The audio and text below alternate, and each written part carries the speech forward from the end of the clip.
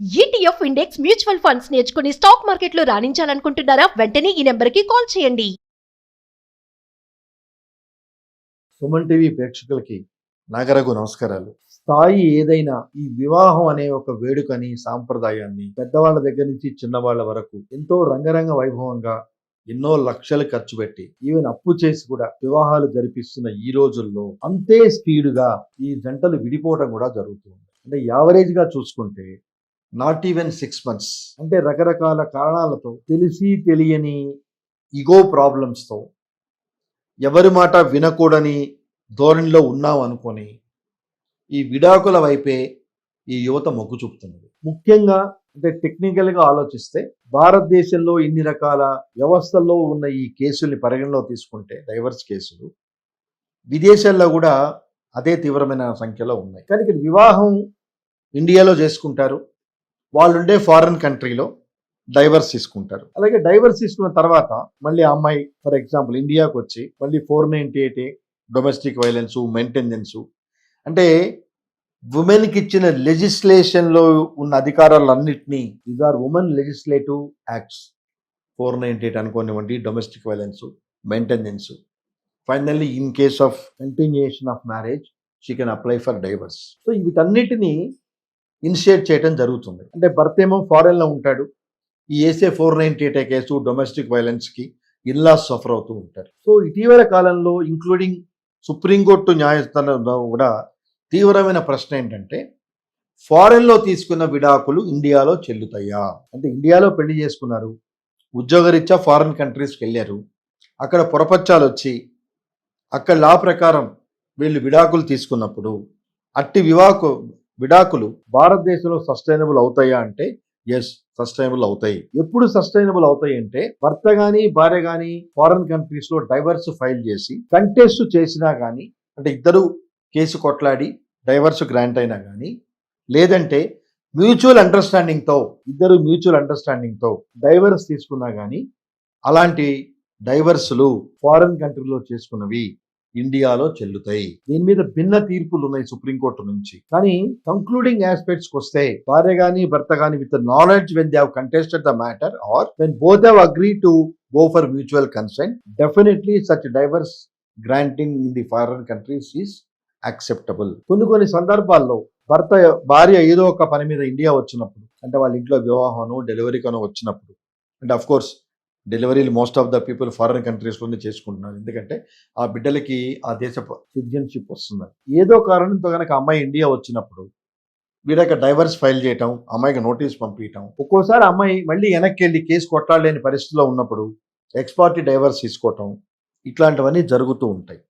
అట్లాంటి కేసుల్లో భారతదేశం దాని వ్యాలిడ్ డైవర్స్ గా గుర్తించదు. బాగా గుర్తుపెట్టు. కపుల్ ఇద్దరు కొట్లాడి కానీ మ్యూచువల్ కన్సెంట్ కానీ వెళ్ళిన డైవర్స్లే ఫారిన్ కంట్రీస్ లో తీసుకున్న ఇండియాలో అవి వర్కౌట్ అవుతాయి. కానీ in the absence of one sided it is not mutual, ఇండియాలో అవి చెల్లుబాటు కావు. అప్పుడు ఈ అమ్మాయి డెఫినెట్ గా కేసులు వేసుకునే అవకాశం ఉంటుంది. Another important aspect, dowry harassment ఇండియాలో పెళ్ళినప్పటి నుంచి చేస్తూ అదే ఆస్పెక్ట్ ఫారిన్ కంట్రీలో కూడా అతను కంటిన్యూ చేస్తూ ఉంటే ఇండియాలో కేసు వేసుకోవచ్చు. చాలా మంది ఈ మధ్య కొత్తగా తీసుకుంటారు.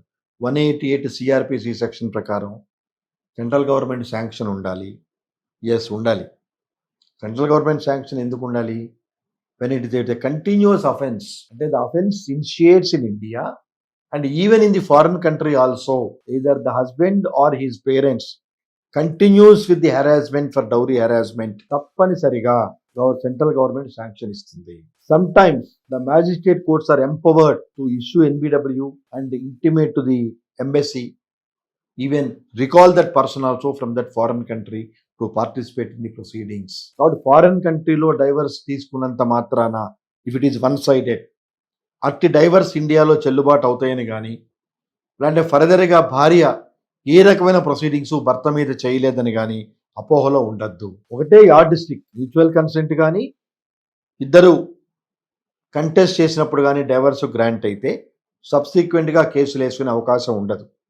కానీ ఫారిన్ కంట్రీస్లో కూడా కంటెస్టెడ్ మ్యాటర్స్లో అమ్మాయిడిగా రిలీఫ్ ఇస్తున్నారు. మన ఇండియాలో ఏ రకమైన relief, child custody, monitor benefits ఇలాంటివి మన ఇండియాలో గ్రాంట్ అవుతున్నాయో సిమిలర్లీ ద ఫారిన్ కంట్రీస్లో కూడా అలాంటి వెసులుబాటునే కల్పిస్తున్నారు. కాబట్టి depends on case to case basis. చాలా మంది ఈ అపోహలో ఉన్నారు, ఫారిన్ కంట్రీలో మా అబ్బాయికి డైవర్స్ వచ్చింది, మేము పెళ్లి చేసుకుంటామని. No, if the divorce is both sides irrespective of the result, then only you are entitled to consider the divorce granted in the foreign countries are legally valid. అదే భారతదేశంలో కనుక చూసుకుంటే, అంటే మనం భారతదేశం యొక్క డైవర్స్ యొక్క పరిస్థితులు మనం నెక్స్ట్ టాపిక్లో మాట్లాడుకుందాం.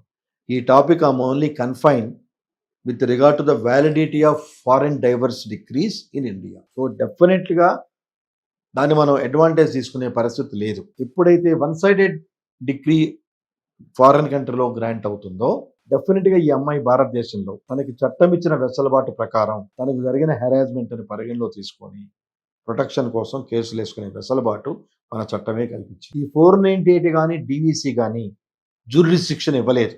విక్టిమ్ ఎక్కడుంటే అక్కడ కేసు వేసుకోవచ్చు అని చెప్పడం జరిగింది. విక్టిమ్ ఎక్కడుంటే అక్కడ కేసు వేసుకోవచ్చు. ఇది the verbatim of the situation. Verbatim of the situation అది. కాబట్టి ఈ పర్టికులర్ ఆస్పెక్ట్స్ అనేది డైవర్స్ తీసుకున్నాం, అలాగే మా అబ్బాయికి అక్కడ డైవర్స్ వచ్చింది కదా, నేను ఇక్కడ మళ్ళీ మా అబ్బాయికి పెళ్లి చేస్తాను అని కనుక అంటే definitely it will be a problem for either spouse. అంటే ఆ అమ్మాయికి వన్ సైడ్ డైవర్స్ వచ్చింది, ఆ అమ్మాయి పెళ్లి చేసుకోవటానికి కానీ, అంటే basing on the foreign court to divorce, అలాగే అబ్బాయి కానీ చేసుకుంటే అది ఇండియాలో చట్టపరంగా వెసులుబాటు కాదు. కంపల్సరిగా వన్ సైడెడ్ డైవర్స్ ఏవైతే ఫారెన్లో ఉంటాయో అవి ఇండియాలో పనికిరావు.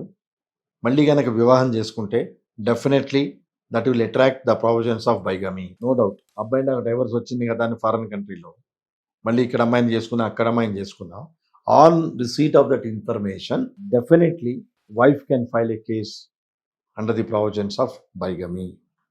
కాబట్టి my respectable appeal to the viewers, two sides contest చేసి మ్యూచువల్లో కన్సెంట్ అయిన డైవర్సే ఫారిన్ కంట్రీస్లో డైవర్స్ ఇండియాలో చెల్లుబాటు అవుతాయి. కానీ one sided divorce granting in the foreign courts will not be have any legal implication in India. ఎందుకంటే ఇటీవల కాలంలో మన వాళ్ళు ఇక్కడ నుంచి ఫారెన్ వెళ్ళిపోయి రకరకాల ఆస్పెక్ట్స్ తీసుకుంటున్నారు. కాబట్టి దీనికి పరిగణలో తీసుకోవాలని చెప్పని కోరుకుంటూ, మరింత విశ్లేషణ కోసం please consult your advocate, take appropriate legal advice and proceed further in order to prevent any legal issues in future. Namaste.